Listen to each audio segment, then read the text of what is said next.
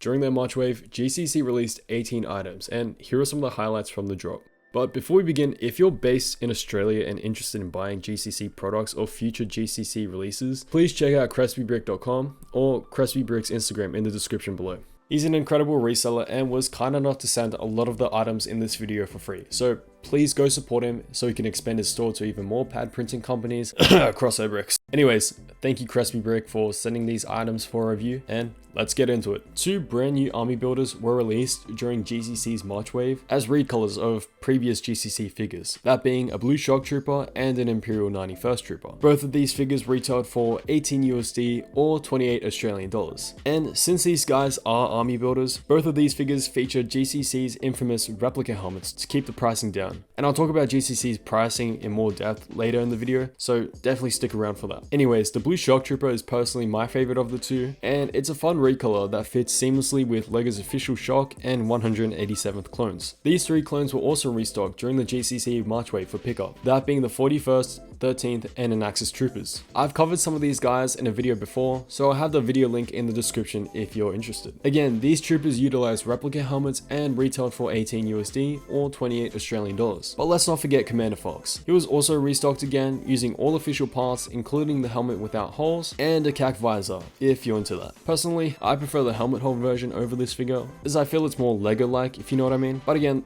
that's just personal preference. This restocked Commander Fox retailed for 36 USD and 56 Australian dollars. Okay, moving on to the highlights for this wave, GCC released two brand new heavy troopers from Battlefront 2 that followed a design template of the official 501st clone, that being the heavy shock trooper and the heavy 212 trooper, both retailing for 26 USD or 40 Australian dollars. Both figures use all official parts as well as LEGO's existing visor accessories in dark red and orange. Now obviously the standout between these two has to be the heavy shock trooper with that glorious red helmet printing, especially around the breathing apparatus. This is clearly incredible work by GCC. But then there's the 212 heavy. Now look, for what it is, it's great. It's super slick and very accurate to the Battlefront 2 in-game model, but $26? Like, I can't help but think this is just a regular 212 clone with an orange visor. I mean, look at this. If I was a regular person and didn't really pay attention, I'd think these guys are both the same.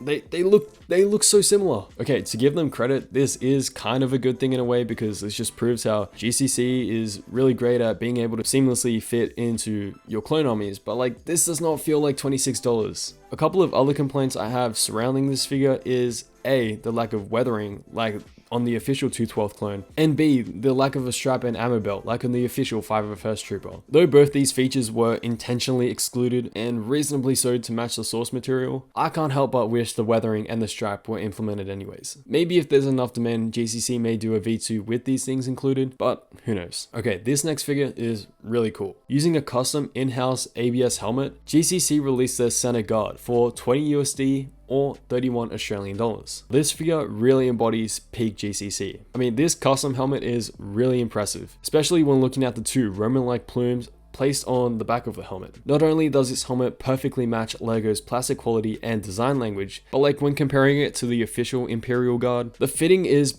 practically flawless with just the right amount of clutch power, not being too tight and not being too loose, which is crazy for a custom helmet. Finally, GCC dropped 3 brand new replica helmets during their March wave. This is the 501st Umbara helmet, which matches the unfinished clones seen during Season 4's Umbara arc. And it's interesting how these errors originally made by the animators were replicated by GCC. I don't know about you, but I really like this. I think these helmets give character to the plain 501st troopers. Anyways, GCC also dropped replica helmets for 5s and Commander Wolf for $2.50 and 6 Australian dollars, which fix errors and accuracy issues from previous versions of both figures. This new Wolf helmet looks way better in my opinion, following the more accurate bark helmet design, and the replica helmet for 5s fixes the gap seen next to the fin in GCC's previous version of the figure and LEGO's official clone. In fact, you can just swap the helmet from LEGO's official figure and add GCC's replica instead for a perfectly accurate helmet.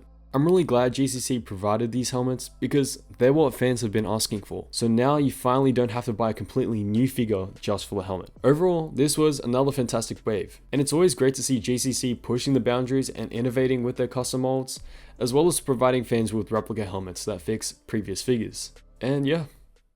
What? You thought the video was over?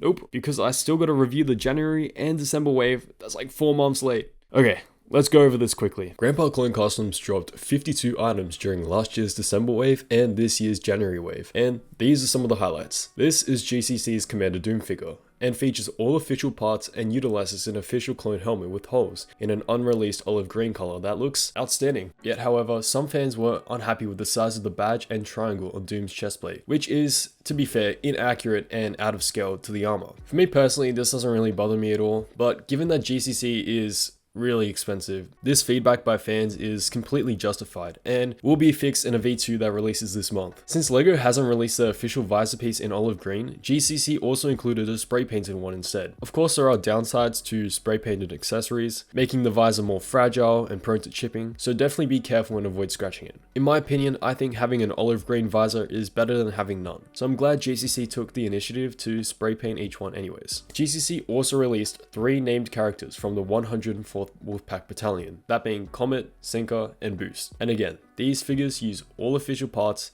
including the helmet, and the helmet prints look absolutely insane, especially for Comet. However, we do need to address some of the issues with these figures. An inaccuracy with these figures highlighted by the fans are the arm prints. When looking at the source material online, we can clearly see that the elbow pads on these figures are supposed to be grey, as well as the arms missing a grey stripe that should be present underneath the shoulder pad. Now, there's a chance when GCC made these figures, the inaccuracies with the arms were overlooked, possibly because the focus were those beautiful helmet prints, but these criticisms are completely valid, considering that these figures are not cheap. And because of these inaccuracies and the high price point, I cannot recommend you buy these figures at their current retail price. And that's my main issue with GCC in general. These figures are just way too expensive and people are definitely getting priced out. Though it's understandable that items from custom pad printing companies will always be more expensive in comparison to mass-produced products from LEGO, in my opinion, it's pretty ridiculous how small alterations like arm printing or official helmets jack up the price so much, especially for named characters, because there's no way that these details are worth another 12 USD from GCC's army builder price of 18 USD. And considering the supply for official helmets is just decreasing drastically, in my opinion, I think GCC should just completely transition to replica helmets moving forward to help bring those costs down.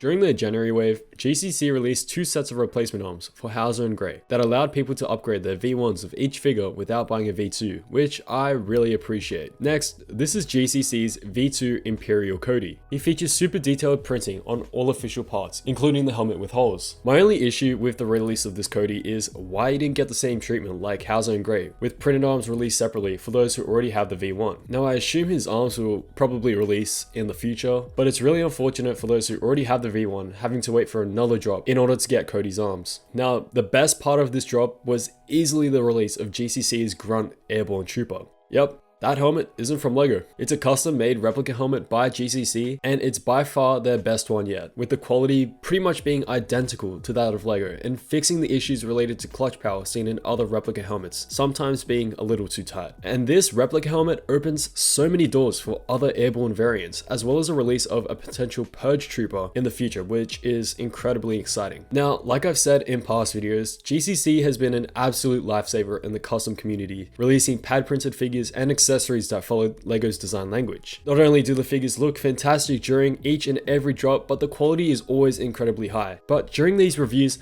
I only want to be as transparent as possible because frankly, these figures are far from cheap. So that's why I'll always try to be as fair as possible and highlight both the negative and positive aspects of these products. But ultimately, the decision for buying these figures is up to you, the viewer.